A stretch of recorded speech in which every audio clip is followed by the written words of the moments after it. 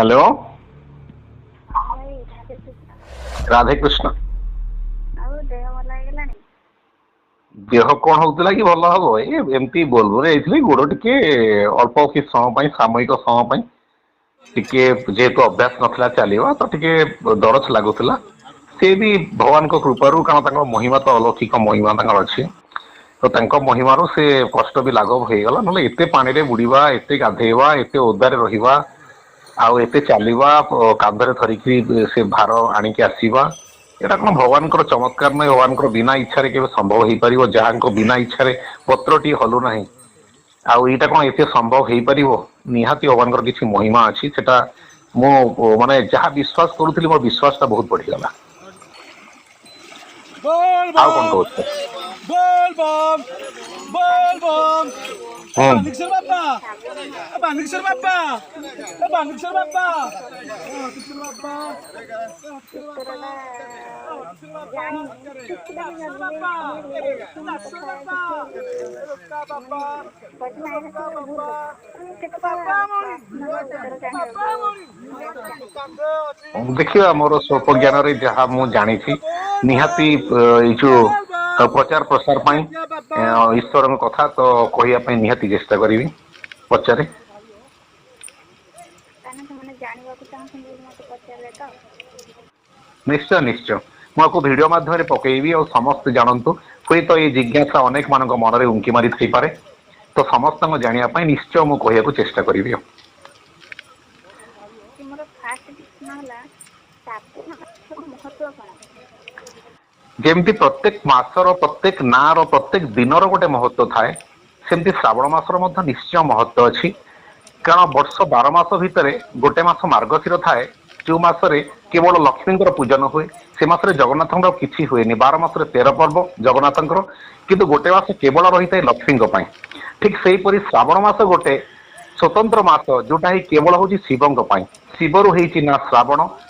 एवं सेटा तांकर अनेक नाम भितर गोटे सोमनाथ अच्छी तो ये सबूर संपर्क अच्छी जो श्रावण मास सहित तो यही जो यात्राटा ये पर्वटा जो करा जाए ठाकुर जो व्रतटा करा जाए ना श्रावणी व्रत तेणु श्रावण मासर महत्व या श्रावण मासरे वर्षा हुए आउ झार श्रावण कहते दिन राति झड़ी वर्षा हुए तो जमती आ पूर्व आषाढ़ होते जगन्नाथ रथयात्रा समय वर्षा हुए आषाढ़ मसरे तो सेमती आर महत्व जमती आषाढ़ मास रथयात्रा महत्व अच्छी तो प्रत्येक मासर महत्व अच्छी तो यहाँ शिवों आर महत्व अच्छी जो मैंने शिव भक्त से गोटे बहुत बड़ मास जमी गोटे मानते जमी अन्य मानक कौटा केम थाए तो छू मसरे कहार कौन फल पड़े तो यहाँ शिवों गोटे स्वतंत्र मास तो से आर महत्व अच्छी ही आर महत्व कहले चले। ଆଉ ସେକେଣ୍ଡ କ୍ୱେଶ୍ଚନ ହେଲା ମୋର କାଉଁଡିଆ ମାନେ ଯୋଉ ଯାଉଛନ୍ତି ତାଙ୍କୁ କାହିଁକି ବୋଲବମ୍ ବୋଲି कुहाଯାଉଛି? अच्छा तो एमती गोटे विचित्र ना बोलबम कहीं रखागला आउ किसी न रखा जाई ये जो यात्रार ना कहीं बोलबम जो जमती व्रतर ना श्रावणी व्रत तो ये यात्रार ना जो शिवों पानी नहीं कि जीवाटा शिवों पाखे शिवों शिवलिंग पानी ढाला ये जो पदयात्रा करती ये पदयात्रा ना कहीं बोलबम रखागला तो आ पछे गोटे बहुत बड़ कथा अच्छी कहीं महादेव जिते जुआड़े जाते महादेव एकुटिया कुआडे जाते महादेव सहित प्रायतः पार्वती जाती पार्वती जातु न जातु महादेव एकुटिया गले सांगरे सब दल था तो ये जो शिवसेना कहती तो शिव दल तो सहित गोटे दल जाती से होती किए नंदी ऋषि एमती अनेक ऋषि मुनि बहुत तपस्वी अच्छा जो मैंने भक्त अच्छा से सहित पदयात्रा करती जुआड़े से जाती जमती गोटे हूँ माने शीतल षष्ठी शिव विवाह तो से समय सब देवादेवी सहित पादरे चली जाते तो से जो पदयात्रा करती तो जी शिवों पादरे खाली पादरे चलिकी जाए विशेषकर श्रावण मसरे खाली पादरे जो दल दल जाती तेणु जमती सी डम्बरू बम बम डम डम बाजे तो से प्रकार जितेबाला गोटे दल जाती नंदी ऋषि भाया गोटे दल तो से दल को से बोलबम कहती समस्ते बोलबम कहती कारण यही बोलबम शब्दटा नंदी पार्टी बाहरी नंदी यात्रा को बोलबम कहती तो से आपको बोलबम कह जाए। ତାର ପ୍ରଶ୍ନ ହଉଛି କଣ ପାର୍ବତୀ ଶିବଙ୍କ ପାଇଁ ଯାଇଥିଲେ ବୋଲବମରେ? ନାଇଁ ନାଇଁ, ପାର୍ବତୀ ଶିବଙ୍କ ପାଇଁ ଜାଗର କରିଥିଲେ। ପାର୍ବତୀ ଶିବଙ୍କ ପାଇଁ ଜାଗର କରିଥିଲେ, ଯାହା ଫଳରେ ସେ ଶିବଙ୍କୁ ପାଇଥିଲେ। କିନ୍ତୁ ପାର୍ବତୀ ବୋଲବମରେ ଯାଇନାହାନ୍ତି, ବରଂ ବୋଲବମରେ ଯାଉଥିବା ଲୋକମାନେ ଉଭୟ ଶିବ ପାର୍ବତୀଙ୍କର ଆଶୀର୍ବାଦ ପାଆନ୍ତି। କାହିଁକି ନା ଶ୍ରାବଣ ମାସରେ ସାଧାରଣତଃ ଏ ଯୋଉ ଯୋଡ଼ା ଶ୍ରାବଣ ପଡେ ବା ଶ୍ରାବଣ ମାସରେ ଶିବ ଏକୁଟିଆ ଅବତରନ୍ତିନି ବା ଶିବ ଏକୁଟିଆ ପାଖରେ ସେ ପାଣି ଯଦିଓ ଶିବଲିଙ୍ଗରେ ଢଳାଯାଏ, କିନ୍ତୁ ଏଇଟା ସମସ୍ତେ ପାଆନ୍ତି, ସବୁ ଦେବାଦେବୀ ପାଆନ୍ତି। ତ ବିଶେଷ କରି ପାର୍ବତୀ ମଧ୍ୟ ପାଆନ୍ତି, କାରଣ ସବୁ ମନ୍ଦିରରେ ବା ବିଷ୍ଣୁ ମନ୍ଦିରରେ ପୁରା ବେଢା ପରିକ୍ରମା କରାଯାଏ, ପୂର୍ଣ୍ଣ ବେଢା ପରିକ୍ରମା ହୁଏ, କିନ୍ତୁ ଶିବ ମନ୍ଦିରରେ ଅର୍ଦ୍ଧ ପରିକ୍ରମା ହୁଏ, ବେଢାରେ ଅର୍ଦ୍ଧ ପରିକ୍ରମା ହୁଏ। ତ ଏଇଟା ଆରମ୍ଭ ହୁଏ ଗଣେଶଙ୍କ ମନ୍ଦିର ଠାରୁ ଆରମ୍ଭ ହୁଏ ଏବଂ ଗଣେଶଙ୍କ ପରେ କାର୍ତ୍ତିକ, କାର୍ତ୍ତିକ ପରେ ପାର୍ବତୀ, ପାର୍ବତୀଙ୍କ ପରେ ଶିବଙ୍କ ପାଖକୁ ଆସେ। ତେଣୁ ଯେତେବେଳେ ଜଣେ ପରିକ୍ରମା କରେ ଭାର ନେଇକିରି ଯୋଉ ଶିବଙ୍କ ପାଇଁ ଯୋଉ ପାଣି ନେଇକି ଯାଆନ୍ତି, ସିଏ ଏମିତି ପରିକ୍ରମା ହେଇଥାଏ, ଏଟା ସେତେବେଳେ ପୂର୍ଣ୍ଣ ପରିକ୍ରମା ହୁଏ। କିନ୍ତୁ ଅନ୍ୟ ସମୟରେ ଅର୍ଦ୍ଧ ପରିକ୍ରମା ହୁଏ। ଏଇ ଯୋଉ ପୂର୍ଣ୍ଣ ପରିକ୍ରମା ଯୋଉ କରାଯାଏ, ପୂର୍ଣ୍ଣ ପରିକ୍ରମା ସମୟରେ ସମସ୍ତେ ଶିବଙ୍କୁ ପଛରେ ପହଞ୍ଚନ୍ତି, ଆଗ ଗଣେଶଙ୍କ ପାଖରେ, ତାପରେ କାର୍ତ୍ତିକଙ୍କ ପାଖରେ, ତାପରେ ପାର୍ବତୀଙ୍କ ପାଖରେ, ତାପରେ ଶିବଙ୍କ ପାଖରେ ପହଞ୍ଚନ୍ତି। ତେଣୁ ଏଇ ଯୋଉ ପାଣି ଦିଆଯାଏ ଏବଂ ପୂଜାଟା କରାଯାଏ, ଏଥିରେ ସମସ୍ତେ ପୂଜା ପାଇଯାଆନ୍ତି। ସେଥିପାଇଁ କିଛି ଲୋକ ବୋଲବମରେ କହନ୍ତି ଯେ ଯୋଉ କାର୍ତ୍ତିକ ପିତା, ଗଣେଶ ପିତା, ଏମିତି ଏଇ ସବୁ କହନ୍ତି, ପ୍ରାୟ କହନ୍ତି। କାହିଁକି ନା ଏଠି ସମସ୍ତେ ରହନ୍ତି, ପୁରା ଗୋଟେ ପରିବାର ରହନ୍ତି, ଗୋଟେ ପରିବାରର ମଙ୍ଗଳ କାମନା ପାଇଁ କରାଯାଏ। ତ ଶିବ ଗୋଟେ ପରିବାର, ତ ଶିବଙ୍କ ପରିବାରର ସମସ୍ତଙ୍କୁ ମଧ୍ୟ ପୂଜନ କରାଯାଏ। କିନ୍ତୁ ପାର୍ବତୀ ଯାଇନଥିଲେ ବୋଲବମରେ, ବରଂ ଯୋଉମାନେ ଯାଆନ୍ତି ସେମାନେ ପାର୍ବତୀଙ୍କ ଆଶୀର୍ବାଦ ମଧ୍ୟ ପାଆନ୍ତି। ଆଉ କଣ କହୁଛ? ମୋର 4 ନମ୍ବର ପ୍ରଶ୍ନ ହେଲା, ଆଚ୍ଛା, ଜଳାଭିଷେକ ଓ ରୁଦ୍ରାଭିଷେକ ଭିତରେ ପାର୍ଥକ୍ୟ କଣ? ସେମିତି ଦେଖିବାକୁ ଗଲେ ଦିଟାକ ପାଖାପାଖି ଏକା କଥା। ଜଳାଭିଷେକ ହଉ ବା କ୍ଷୀର ଅଭିଷେକ ହଉ, ତ ଏଇଟା ଏଇ ଯୋଉ ଶିବଙ୍କ ଉପରେ ଯୋଉଟା କି ମାଳି ସାଧାରଣତଃ କରନ୍ତି ପ୍ରତି ଯୋଉ ଦିନ, ସେଟା ହଉଛି କହିଲେ ଚଳେ, ନହେଲେ ସଂକ୍ରାନ୍ତି ଦିନ ହୁଏ ବା ଯୋଉଟା ଆମର ଶନିବାର ହୁଏ, ସୋମବାର ହୁଏ, ଏମିତି କି କଣ ମାନସିକ କରିଥାନ୍ତି, କାହାର ସବୁ ଥାଏ, ସବୁ ଏସବୁ କରନ୍ତି। କିନ୍ତୁ ରୁଦ୍ରାଭିଷେକଟା ଏଇ ଯୋଉ ସବୁବେଳେ ହୁଏନି, ସ୍ୱତନ୍ତ୍ର ମାନସିକ ସ୍ୱତନ୍ତ୍ର ସମୟରେ ହୁଏ। କାରଣ ରୁଦ୍ର ଅବତାର ହନୁମାନଙ୍କୁ କୁହାଯାଏ, ଆଉ ରୁଦ୍ର ହଉଛନ୍ତି କିଏ ନା ଶିବ ମହାଦେବ। ତ ତାଙ୍କୁ ଯେତେବେଳେ ଡକାଯାଏ, ସବୁଦିନ ତ ସମସ୍ତେ ଗାଧାନ୍ତି, କିନ୍ତୁ ସେମିତି ତାଙ୍କୁ ମଧ୍ୟ ସବୁଦିନ ଗାଧେଇ ଦିଆଯାଏ। କିନ୍ତୁ ଗୋଟେ ସ୍ୱତନ୍ତ୍ର ସମୟରେ ମ୍ୟାଗ୍ନେଟିକ୍ ପାୱାର ଭଳିଆ ତାଙ୍କ ଶିବଲିଙ୍ଗର ଗୋଟେ ପାୱାର ଆସିଥାଏ। ସେଇ ସମୟରେ ଚୁମ୍ବକୀୟ ଶକ୍ତି ଥାଏ, ଯେତେବେଳେ ଭକ୍ତ ଓ ଭଗବାନଙ୍କର ମିଳନ ହୁଏ, ସେଇ ସମୟଟାକୁ କହନ୍ତି ରୁଦ୍ରାଭିଷେକ। ସେଇ ସମୟରେ ତାଙ୍କୁ ଅଭିଷେକ କରାଯାଏ। ଆଉ ସେଇ ରୁଦ୍ରାଭିଷେକ ଆଉ ସେଇ ଜଳାଭିଷେକ କରିବାର ସୌଭାଗ୍ୟ ସବୁ ଜାତିର ଲୋକମାନେ ପାଆନ୍ତି, ତାହା ଶ୍ରାବଣ ମାସରେ ଘଟିଥାଏ। ଏହାକୁ ହିଁ ରୁଦ୍ରାଭିଷେକ କୁହାଯାଏ। ମୋର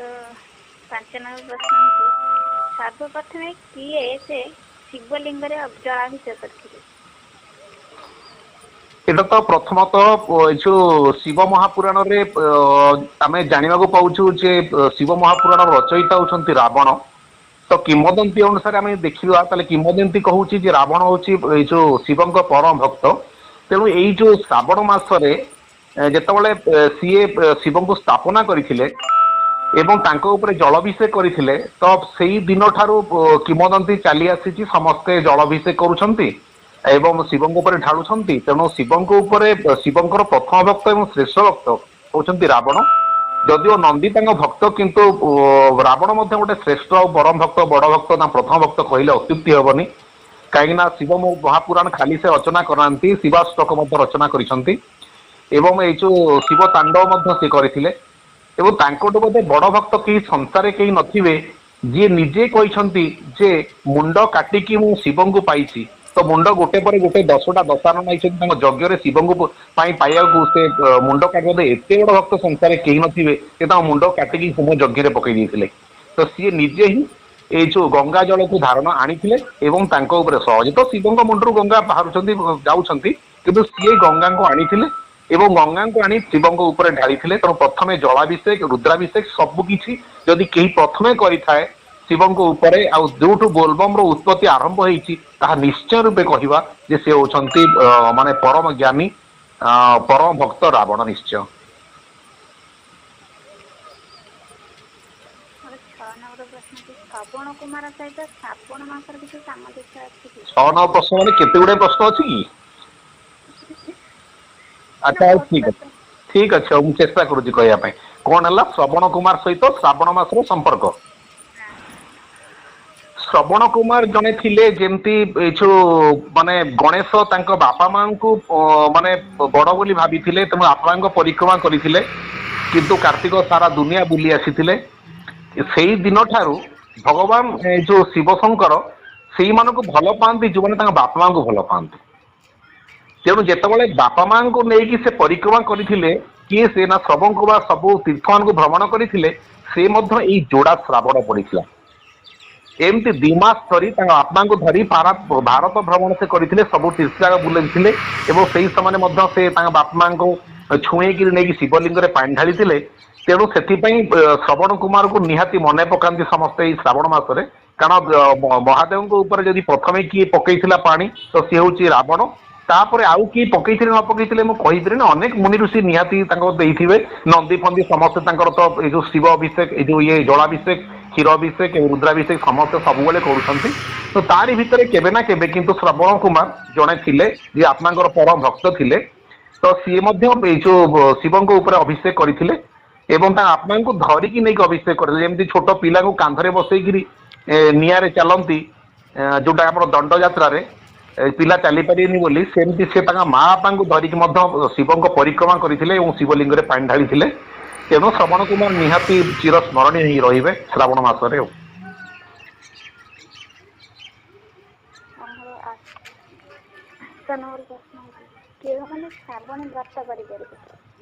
श्रावणी व्रत समस्ते करें जो मैंने सब बारण नीति नियम रही पारे एवं जो मैंने साधारणतः आमिष ठारू दूरे रही पारे जो मैंने आमिष खाऊना जो मैंने तामसिक जिनस खाऊना कौन निशा द्रव्य सेवन करूना जदि करुए से किसी सामयिक समय से मासे जो 4टा सोमवार जो पड़ो शिव सोमवार कहती तो से जो मैंने बारण नीति नियम रही पारे से माने करें यहाँ कठोर व्रत जागरटा गोटे दिन करा जाए 24 घंटा किंतु एटा कम से कम 4टा सोमवार करा जाए तो से 4टा सोमवार मास जाक तो जमी कार्तिक मास परी पूरा संपूर्ण निष्ठा नहेले आमिष पियासन छाड़ा पड़ो किंतु 4टा सोमवार को बहुत किसी बारण अच्छी तो से सब जी निष्ठा रही पारे से माने करें किंतु एथिपाई साधारणतः जो मैंने अशौच अवस्था थे से माने करें जो मैंने रोगी थे से माने करें आउ बाकी छोट छुआ बुढ़ा बुढ़ी एमाने टिके से सब व्रत न कले भल कहीं चलने किसी पड़ो पानी में गाधेया पड़ो वर्षा समयटा अवश्य भगवान को आशीर्वाद अच्छी तथापि रिक्स से माने न नेले भल एवं जो मैंने सुस्थ अच्छा से माने ये व्रत निहाती करिया दरकार वर्ष को थे आ देह मन निहाती प्रफुल्ल रहिबो निहाती जो पवित्र रहिबो से आरोग्य हेबे कारण वैद्यनाथ से होचंती गोटे बड़ प्रोफेसर डाक्तर ऊपर कहले चले जो डाक्तर मैंने फेल मारी जाती हाथ टेकी दिखती से भल करुवा लोक होती भोलानाथ तो से विश्वनाथ तो यो तेणु से विश्वनाथ जमी जगन्नाथ होती इह जगत पर जगत सबू जगतर नाथ जगन्नाथ सेमती ये होती सारा ब्रह्मांड विश्वनाथ तेणु तांकर कल्याण जी चाहिए से कर जी कर से कष्ट लाघव कर लोक सी निजे भगवान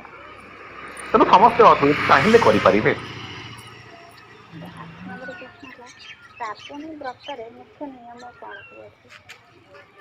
श्रावणी व्रत मुख्य नियम मान श्रावणी व्रत कौन जेकोसी व्रत कले कायिक मानसिक बाचिक ये 3टा स्तर शुद्धता पवित्रता निहाती रहा दरकार यदि 3टा जिनस पवित्र न रे व्रत खंडन हो जाए तो कायिक माने कौन ना तुम काया तुम शरीरटा शुद्ध हवा दरकार केमिति शुद्ध हम ना तुम कौन प्रकार जो अशौच अवस्था रही शौच अवस्था बाकी परिष्कार परिच्छन्न नीति नियम तो ये हूँ तुम काया जमी मारा हेनी तुम कायाटा सब शुद्ध पवित्र हवा दरकार कारण तुम तुम काया को मन को समर्पण कर शिव पाखे लगे हम तेणु शिव पाखे नैवेद्य न तुम निजक शिव पाखे चढ़े चढ़ेब तेणु